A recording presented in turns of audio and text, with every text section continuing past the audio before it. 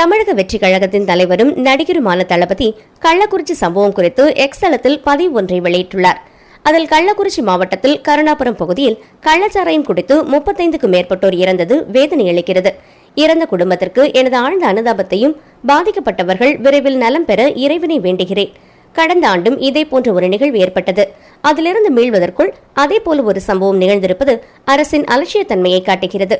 இதுபோன்ற சம்பவம் மீண்டும் நிகழாத வண்ணம் அரசு கடுமையான நடவடிக்கை எடுக்க வேண்டும் என்று கேட்டுக்கொள்கிறேன் என்று பதிவிட்டுள்ளார். கள்ளக்குறிச்சி சம்பவம் குறித்து பலர் குரல் எழுப்பி வரும் நிலையில் சினிமா வட்டாரம் மட்டும் வாய்மூடி மௌனமாக இருப்பது ஏன் என்று அரசியல் தலைவர்கள் கேள்வி கேட்கின்றனர். நாட்டையே உலுக்கிக் கொண்டிருக்கும் இந்த சம்பவம் குறித்து ஆளும் கட்சியை எதிர்க்க தைரியமில்லாமல் எந்த அறிக்கையும் இதுவரை சினிமா பிரபலங்கள் வெளியிடவில்லை. இயக்குநர் ப. ரஞ்சித் மட்டும் இந்த சம்பவத்தை வன்மையாக கண்டித்து அதற்கான இழப்பீட்டை அரசு கொடுக்க வேண்டும் என்று கோரிக்கை வைத்துள்ளார்.